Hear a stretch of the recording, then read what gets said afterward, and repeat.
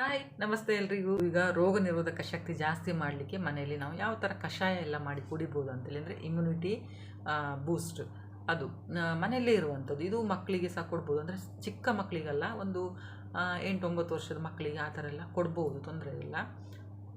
ಇದಂತೇಳಿದರೆ ಹೀಟಲ್ಲ, ತಂಪು ಸಹ.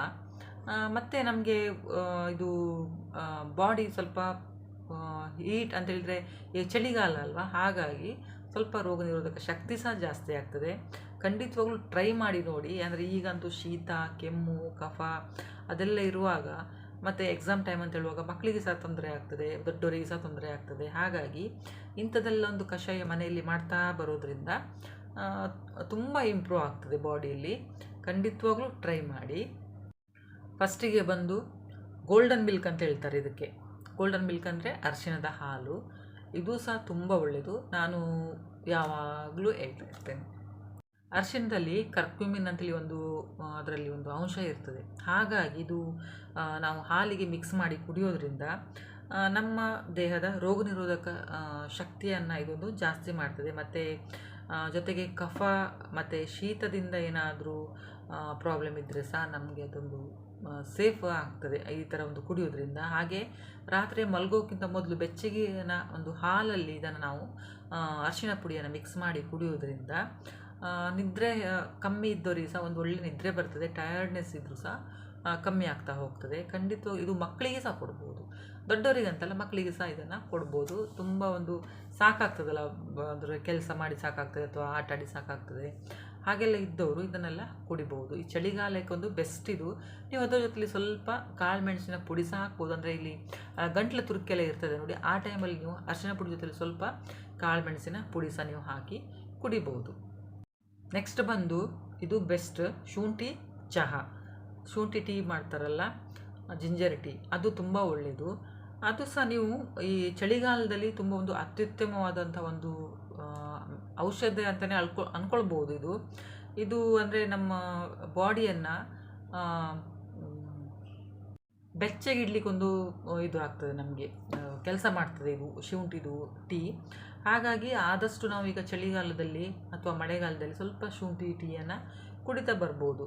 ಇದು ಸಹ ಒಂದು ನಮ್ಮ ಡೈಜೆಷನಿಗೆ ಸಹ ತುಂಬ ಒಳ್ಳೆಯದು. ಈಗ ಒಂದು ವೇಳೆ ಹೊಟ್ಟೆ ನೋವು ಆ ಥರ ಎಲ್ಲ ಆಗ್ತಾ ಇರ್ತದಲ್ಲ, ಜೀರ್ಣಕ್ರಿಯೆಗೆ ಸಹ ತುಂಬ ಒಳ್ಳೆಯದು. ಅದ್ರ ಜೊತೆಯಲ್ಲಿ ಶೀತ ಮತ್ತು ಕೆಮ್ಮನ್ನು ಸಹ ಇದು ಕಮ್ಮಿ ಮಾಡ್ತಾ ಹೋಗ್ತದೆ. ಶುಂಠಿ ಚಹಾ ಕುಡಿಯೋದ್ರಿಂದ ರೋಗ ನಿರೋಧಕ ಶಕ್ತಿ ಇದು ಜಾಸ್ತಿ ಮಾಡ್ತದೆ. ಹಾಗೆಯೇ ದೇಹದಲ್ಲಿ ಏನಾದರೂ ಒಂದು ಉರಿಯೂತದ ಪ್ರಾಬ್ಲಮ್ ಇದ್ದರೆ ಸಹ ಕಮ್ಮಿ ಮಾಡ್ತಾ ಹೋಗ್ತದೆ. ಇದು ಪ್ರತಿದಿನ ನೀವು ಬೆಳಿಗ್ಗೆ ಕುಡಿಯೋದು ತುಂಬ ಒಳ್ಳೆಯದು. ಬೆಳಿಗ್ಗೆ ಕುಡಿಯೋದ್ರಿಂದ ಸ್ವಲ್ಪ ಬೆಚ್ಚಗಿರುವಾಗ ಕುಡಿಬೇಕು, ಆರಿದ ನಂತರ ಅಂತಲ್ಲ, ತುಂಬ ಬಿಸಿ ಇರುವಾಗ ಸಹ ಕುಡಿಲಿಕ್ಕೆ ಹೋಗಬೇಡಿ. ಇದು ಬೆಳಿಗ್ಗೆ ಅಂದರೆ ಕುಡಿಯೋದ್ರಿಂದ ಫುಲ್ ಡೇ ನಾವೊಂದು ಆ್ಯಕ್ಟಿವ್ ಆಗಿರ್ತೇವೆ. ನೀವು ಟ್ರೈ ಮಾಡಿ ನೋಡಿ, ತುಂಬ ಆ್ಯಕ್ಟಿವ್ ಆಗಿರ್ತೇವೆ ಇದು ಶುಂಠಿ ಟೀ ಎಲ್ಲ ಕುಡಿಯೋದ್ರಿಂದ. ಒಂದು ವೇಳೆ ನಿಮಗೆ ಈಗ ಶುಂಠಿ ಟೀ ಬೇಡ ಅಂತೇಳಿದರೆ ಬಿಸಿನೀರಲ್ಲಿ ನಿಂಬೆಹಣ್ಣು ಸ್ವಲ್ಪ ಹಿಂಡ್ಕೊಳ್ಳಿ, ಅದಕ್ಕೆ ಸ್ವಲ್ಪ ಹನಿಯನ್ನು ಹಾಕಿ, ಜೇನುತುಪ್ಪನ ಹಾಕಿ ಸಹ ನೀವು ಕುಡಿಬೋದು. ಅದರಿಂದ ಸಹ ರೋಗ ನಿರೋಧಕ ಶಕ್ತಿ ಜಾಸ್ತಿ ಆಗ್ತದೆ. ಥ್ರೋಟ್ ಇನ್ಫೆಕ್ಷನ್ ಎಲ್ಲ ಇದ್ದರೆ ಸಹ ಕಮ್ಮಿ ಆಗ್ತಾ ಹೋಗ್ತದೆ.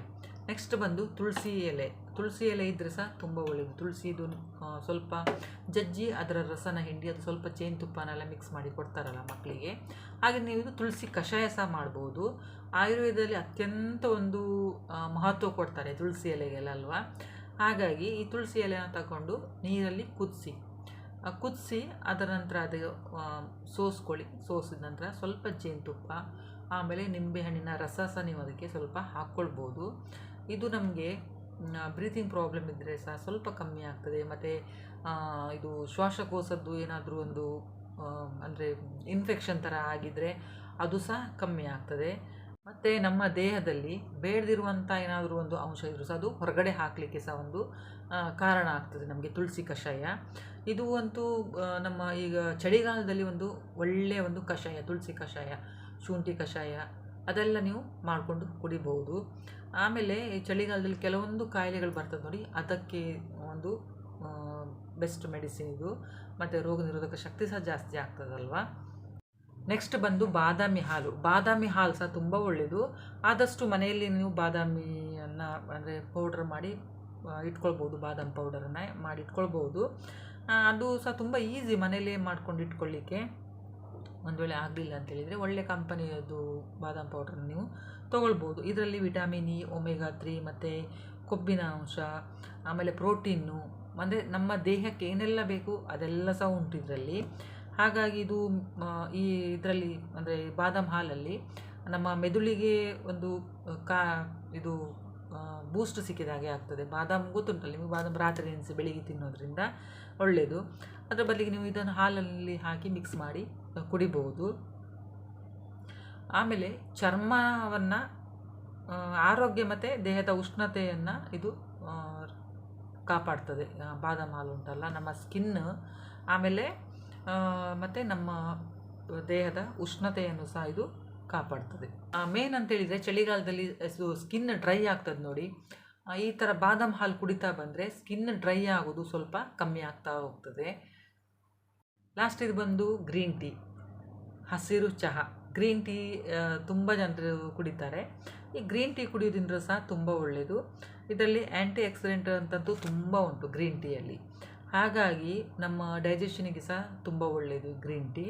ಅಲ್ಲದೆ ಇದರಲ್ಲಿ ರೋಗ ನಿರೋಧಕ ಶಕ್ತಿಯನ್ನು ಸಹ ಜಾಸ್ತಿ ಮಾಡ್ತದೆ. ಮತ್ತು ನಮ್ಮ ವೇಟು ಒಂದು ಕಂಟ್ರೋಲ್ ಇಡಲಿಕ್ಕೆ ಸಹ ಒಂದು ಗ್ರೀನ್ ಟೀ ತುಂಬ ಒಳ್ಳೆಯದು. ಇದು ಚಳಿಗಾಲದಲ್ಲಿ 1-2 ಕಪ್ಪು ಕುಡಿಬೋದು. ಒಂದು ಬೆಳಿಗ್ಗೆ ಮತ್ತು ಈವ್ನಿಂಗ್ ನಾವು ಟೀ ಎಲ್ಲ ಕುಡಿಯೋ ಬದಲಿಗೆ ಇದು ಹಸಿರು ಗ್ರೀನ್ ಟೀನ ನಾವು ಮಾಡಿ ಕುಡಿಬೋದು. ಇದು ನಮ್ಮ ದೇಹದಲ್ಲಿ ಬ್ಯಾಕ್ಟೀರಿಯಾ ಅದಂಥದ್ದೆಲ್ಲ ಇದ್ದರೆ ಸಹ ಇದು ಒಂದು ಹೊರ ಹಾಕ್ಲಿಕ್ಕೆ ಒಂದು ಒಳ್ಳೆಯದು ಗ್ರೀನ್ ಟೀ ಅಂತ ಹೇಳ್ತೇನೆ. ಇದನ್ನು ಸಹ ನೀವು ಕುಡಿತಾ ಬರ್ಬೋದು. ಫ್ರೆಂಡ್ಸ್, ಚಳಿಗಾಲದಲ್ಲಿ ಈ ಥರ ಒಂದು ನಾವು ಜ್ಯೂಸ್ ಅಥವಾ ಬಾದಾಮ್ ಹಾಲು ಅಥವಾ ಕಷಾಯ ಈ ಥರ ಕುಡಿತಾ ಬರೋದ್ರಿಂದ ನಮ್ಮ ದೇಹ ಒಂದು ಆರೋಗ್ಯಕರವಾಗಿರ್ತದೆ. ಅದು ಅಲ್ಲದೆ ಈ ಚಳಿಗಾಲದ ಕಾಯಿಲೆಯಿಂದ ನಮ್ಮ ದೇಹಕ್ಕೆ ಒಂದು ರಕ್ಷಣೆ ಸಿಗ್ತದೆ ಇದೊಂದು ಕಷಾಯ ಎಲ್ಲ ಕುಡಿಯೋದ್ರಿಂದ. ಹಾಗೆಯೇ ಪ್ರತಿಯೊಂದು ನಾನೀಗ ಹೇಳಿದೆಲ್ಲ ನಿಮಗೆ, ಅದರಲ್ಲಿ ಒಂದೊಂದು ವಿಶಿಷ್ಟವಾದಂಥ ಗುಣ ಇದೆ. ಎಲ್ಲದರಲ್ಲೂ ಒಂದೇ ಥರ ಅಂತಲ್ಲ, ಒಂದೇ ಒಟ್ಟು ಒಂದು ರೋಗ ನಿರೋಧಕ ಶಕ್ತಿಯನ್ನು ನಮ್ಮ ಬಾಡಿಲಿ ಜಾಸ್ತಿ ಮಾಡ್ತದೆ. ಹಾಗೆಯೇ ನಮ್ಮ ಆರೋಗ್ಯನ ಒಂದು ಉತ್ತಮವಾಗಿಡಲಿಕ್ಕೆ ತುಂಬ ಒಂದು ಹೆಲ್ಪ್ ಆಗ್ತದೆ. ನೋಡಿದ್ರಲ್ಲ, ದೇಹನ ಸಹ ನಾವು ಹೇಗೆ ಕಾಪಾಡ್ಕೊಳ್ಳೋದು ಈ ಶೀತ ಕೆಮ್ಮಿಂದ ಎಲ್ಲ, ಮತ್ತು ಈ ಚಳಿಯಿಂದ ಸಹ ನಮ್ಮ ದೇಹನ ನಾವು ಹೇಗೆ ಬೆಚ್ಚಗೆ ಇಟ್ಕೊಳ್ಬೋದು ಅನ್ನೋದು ಸಹ ನಿಮ್ಮಲ್ಲಿ ಶೇರ್ ಮಾಡ್ಕೊಂಡಿದ್ದೇನೆ. ವಿಡಿಯೋ ನಿಮಗೆಲ್ಲರಿಗೂ ಸಹ ಇಷ್ಟ ಆಗಿದೆ ಅಂದ್ಕೊಳ್ತೇನೆ. ಹಾಗೆ ಆದಷ್ಟು ಶೇರ್ ಮಾಡಿ. ವಿಡಿಯೋ ನೋಡಿದ್ದಕ್ಕೆ ಥ್ಯಾಂಕ್ ಯು.